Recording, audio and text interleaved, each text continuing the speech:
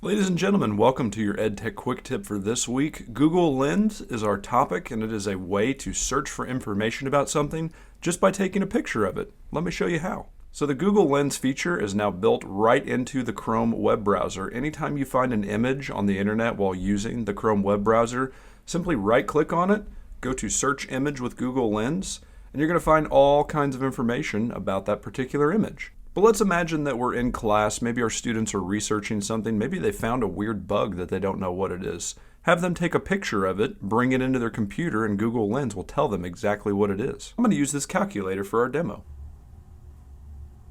We're just going to drag that into our web browser. It pops it into a new tab, and immediately it did a little search for us. Now I found use for this as an eBay seller. Sometimes I find something, I have no idea what it is, take a picture of it, bring it into my web browser, and all of a sudden I've got all this information at my fingertips about what exactly it is. You can learn more about Google Lens at lens.google, and there is also an application on Android called Google Lens, or if you're on an iPhone, you just want to download the Google Photos app, and you can use Google Lens right on your iPhone. And that is going to wrap it up for our EdTech Quick Tip for this week. Hope you find it useful, hope all are well, and I will see you in the next one. Bye.